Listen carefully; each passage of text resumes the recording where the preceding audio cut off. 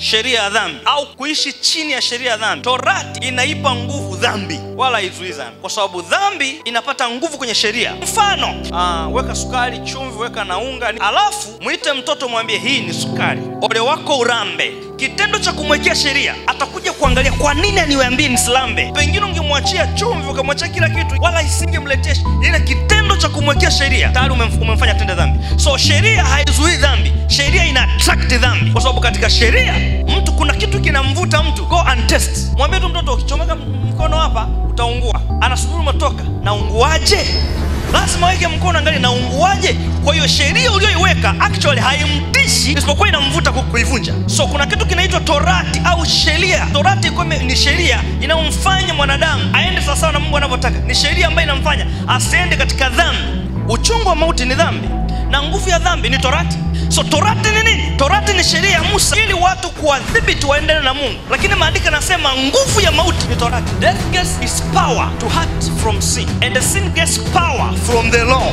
So sheria ikiwepo, mauti inakuwa karibu. Na ndio maana Agano Jipya tuna sheria. Wale wanaoitafuta sheria wanatafuta mauti, na Wakristo wengi mna sheria. Huko actually tuliondolewa sheria. Nasema mtumishi, tunataka sheria tufanye tunayotaka. Tulipewa kitu kinaitwa the righteousness of God. Haki ya wale watu ilikuwa ni haki katika kutenda kwao. Katika Agano Jipya hatumpendezi Mungu kwa kuitenda sheria, kwa sababu waliopewa sheria ikuwasaidia, kwa sababu sheria inapatana na dhambi, alafu namba 2 inapatana na mauti. Nimekupa mfano ya kwamba mtoto anaweza kuwa na vitu vingi umwekea pale, lakini ukianza kumwambia njoo usiguse hiki, tayari umemvuta kwenda ku break that law. So sheria haifukuzi dhambi, sheria inaivuta, na sheria inavuta kitu cha pili kinaitwa mauti. So kwa lugha nyingine, kila palipo na sheria pana dhambi, na kila palipo na dhambi pana mauti. Agano Jipya hatuna kitu kinaitwa sheria. Na watu wanasema tuna sheria, wanasema ina maana tufanye tunachokitaka. Sio hivyo. Tuna kitu kinaitwa the righteousness of God, haki ya Mungu. So ile haki ya Mungu kwa hapa, yani haki yake.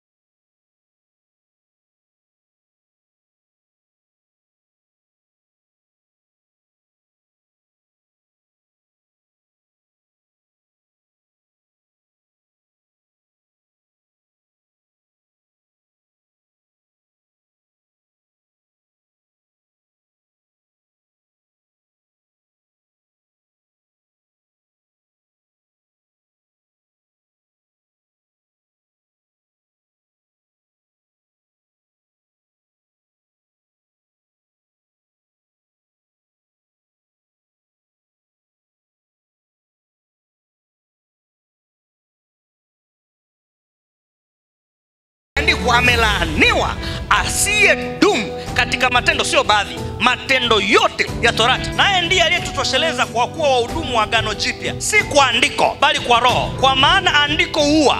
Hii andiko ni nini? Sheria. Musa alipoenda mlimani alipokea kitu kinaitwa maandiko.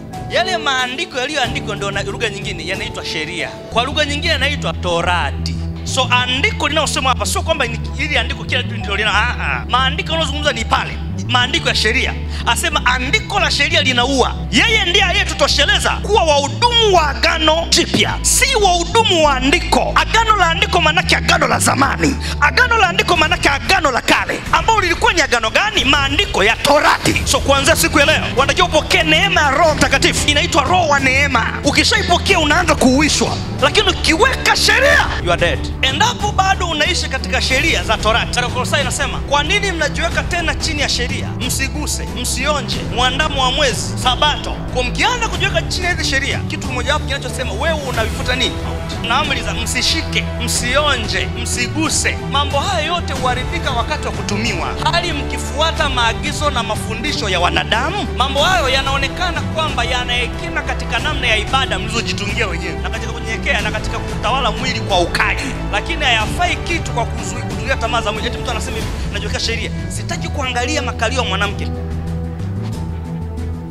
Moja vipi? Sitaki kuangalia kalio. Samahani, nilikuwa nakwepa kalio. Kinachotakiwa kikupe nguvu juu ya kalio ni roho wa neema, sio sheria. So actually we need grace, sio sheria. Sababu sheria inakaribisha mauti. We need grace.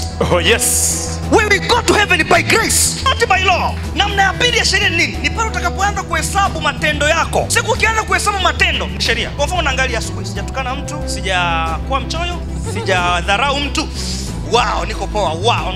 Ukishaanza kuhesabu matendo, you are under the law. Na hii ndio inawakamata walokole wengi. Kwa sababu mlokole unajihesabu ndiko safi, kwa sababu ukiangalia sheria, ukiangalia matendo uliyotenda kwa siku yako sawa. No, hicho hakikufanya kuwa safi, kwa sababu inawezekana ukao kwa matendo uko sawa, rohoni uko wrong.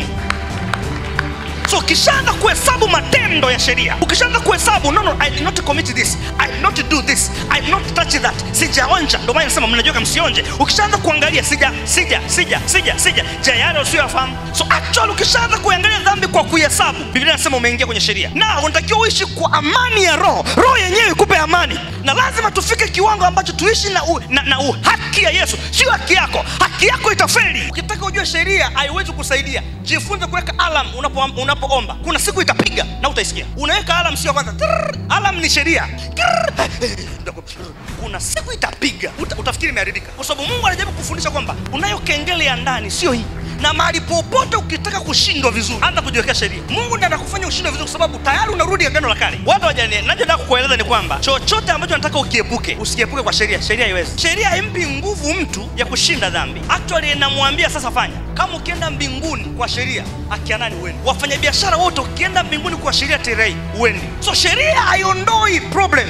Actually inalivuta lije. Wekeni sheria mpakani, hairuhusiwi kupitisha vitu fulani. Utashangaa vimeingiaje nchini. Nini maana kwa sababu kama mtu anasema sijafanya vile, nimewahi kanisani, nimefanya hivi, nimefanya hivi, nimetoa fungu la 10. Ukishaanza kuhesabu unagombana na Mungu. Which means ukishaanza kuhesabu inaonekana kwamba ni kwa nguvu zako. Na neema haifanyi kazi kwa mtu aliye na nguvu zake. Neema inafanya kazi kwa mtu aliyesema siwezi kujizuia. Nimeshindwa kujizuia. Nimeshindwa kufanya hivi. Nimeshindwa kujicontrol. Neema ndio inakuja sasa. I will help you. Oh yes. So actually neema inataka usubmit, lakini ukijifanya I'm okay mimi. Tafuta watu ambao wanasema fulani yule fulani. Hawa watu jehanamu ni yao. Kwa sababu wanajaribu kuambia watu kwamba I'm okay kwa nguvu zao, kwa sababu mimi mbona nimeweza. Mimi mbona wewe ndio ulikufa msalabani. Kinachotakiwa kuweza ndani wako ni haki ya Mungu, ni neema Mungu. Ni neema iweze ndani yako, sio wewe. Wewe huwezi. Biblia inasema avunja sheria moja, uvunja yote. Lakini mkitimiza ile sheria ya kifarume kama ilivyoandikwa, pende jana. Sheria ya kifarume ndio inaitwa sheria ya neema, ambapo kwa lugha nyingine inaitwa sheria ya upendo. Bali mkiwapendelea watu mwafanya dhambi na kuhukumiwa na sheria kuwa wakosaji. Maana mtu yote asiyeshika sheria yote. Biblia haisemi ushike sheria tu. Sheria inayosema ni sheria yote, ambayo ni Torati. Ndio shida ya Torati. Torati inataka ushike yote. Sheria usiue, sheria nyingine usizini, sheria nyingine usitamani, sheria nyingine. Na unaziona hizi sheria? Yakobo 2 mstari wa 9 na kuendelea. Tuone sheria zikoje. Maana mtu awaye yote, wewe ni mtu sio mtu. Imesema baadhi ya watu wote. Maana mtu awaye yote atakayeshika sheria yote. So yale yaliyokatazwa kwenye Biblia yanaitwa sheria yote. Ikitokea ukakamata sheria, labda utoka kwenye maombi umejitakasa na umeoga kwenye kisima cha damu ya Bwana. Ulipotoka uzinzi ukafutwa, uongo ukafutwa, uasherati ukafutwa, uchawi ukafutwa, kisasi, kiburi, hasira zikafutwa. Zinapokuwa zimefutwa, ukawa umeitimiza sheria yote. Alafu ikatokea ukajisahau hapa, ukasengenya. Hawasemi mbinguni umesengenya. Wanasema hivi, mtu atakaye kuwa ameshika sheria yote akajikwaa katika moja, inahesabika amekosa juu ya sheria yote. Sasa muda wa kumwangalia mwingine unaotoaga wapi? Unajua yule jamaa amezini na 10, mimi nimezini na 1. Hakuna kitu kama hicho. Kuna dhambi ya zina, hakuna dhambi ya umezini na wangapi. Unajua yeye ametoa mimba 10, mimi nimetoa 1. Hakuna kitu kama hicho. Haya ni mambo ambayo yanahubiriwa makanisani, yanaharibu watu. Mtu anaona bora mimi. Kwa hiyo anashindwa kuitafuta neema, anajipa haki katika sheria, bora mimi. Sasa ukianza kutubu kwa kufuata matendo, nimekosea lile. Usitubu dhambi zako kwa kufuata ulichokikosea. Tubu kwa kuikosea sheria. Ndio kusikia watu wanaambia watu, nenda mbele za Mungu, taja dhambi. Itaje na zile ambazo kumbuka. Kama Mungu anafuta dhambi kwa kuitaja, je, nisipotaja? Sio hivyo bwana. Toba haifanywi hivyo. Toba unatubu kwamba nimekosa mbele zako. Ndio maana yule mwana mpotevu hakurudi akamwambia baba nilikuibia hela. Hakurudi akamwambia baba nitamani pesa. Baba akusema hivi, asema nimekosa mbele za mbingu na mbele zako, nirehemu baba. Hiyo ndio tunapotubu. Ukitaka kuomba kwa commission, unajaribu kumwambia Mungu kwamba kwingine niko sawa, kama mnavyofundishwa na wale. Maana nasikia wanasema wataita wazinzi wote kaa hapa, wataita waongo wote kaa hapa. Kwa hiyo ukikuta mtu ni muongo, huyo mzinzi na muuaji atakaa wapi? Amuone hizi injili mlidanganywa. Na ndio maana walokole hawaangalii maisha, hawaitafuti neema ya Mungu. Anaangalia tu matendo. Sijafanya vile, sijafanya vile, sijafanya vile. Uje mbaya. Haya, unakuta mtu huyo ni mlawiti. Huyo. Mtu huyo ni shoga. Huyo ni mwizi. Sijui atakaa wapi. Kwa hiyo inabidi anasema, "Walawiti, nipo mwali." Anapanda. Mungu anasema, "Ifuatayo ni listi ya wachoyo." Mtakosaje hapo? So Mungu hata anasoma dhambi za watu itakuwa wanapishana tu. Sasa unagundua kumbe ni mahubiri ya wachungaji wanaotuhubiri vitu ambavyo si kweli. Mungu hataita dhambi kwa majina, ataita waliovunja sheria. Na watakaohukumiwa kwa sheria sio walokole, ni nyie walokole mnaojitia chini ya sheria. Wala Mungu hana mpango kuhukumu kwa sheria, kwa sababu alishaiondoa. Lakini kwa sababu mnairudisha, mtahukumiwa kwa hiyo. Na sheria ni ngumu, kwa sababu sheria inasema ukivunja moja unahesabika umeua. Tayari mbinguni unaandika wewe ni mzinzi hapo hapo. Na uje kuzini. Ulipovunja moja tumekuhesabia zote. Sasa nani anaweza? Yes. So Yesu alikuja makusudi. Sasa unasema kama ni hivyo, kwa nini Yesu alikuja kuishi chini ya sheria? Yes, kwa sababu alikuja kutukomboa kwenye nini? Sheria. Na anatukomboaje? Lazima apitie yale ambayo yalitushinda kwenye sheria. Na labda niwasaidie. Yesu Kristo hakuleta sheria. Yesu Kristo alileta neema. Lakini Yesu alipoleta neema, hakuanza kupractice neema. Alianza kupitia sheria, kwa sababu angejump kwenda kwenye neema, angeokoaje walio kwenye sheria. Kwa hiyo alileta neema, yes. Lakini yeye akaishi kwenye sheria ili apate kupigwa kwenye sheria, adhiakiwe kwenye sheria, afe kwa sababu ya sheria. Atakapokufa kwa sababu ya sheria, ndiye awaokoe hao waliokuwa chini ya nini? Ya sheria. Ili atakapokuwa amekufa na kufufuka, neema ianze kutenda kazi. Ila yeye kabla ya kufufuka akaenda sawa sawa na sheria iliyowashinda wale, akapingwa na sheria iliyoshinda wale, mpaka kaishinda na mauti iliyowashinda wale. Ndiye akaita sasa, kuanzia leo, kwa sababu nimekishinda kifo na mauti na nimeishinda sheria, weka sheria pembeni, tembea na neema yangu.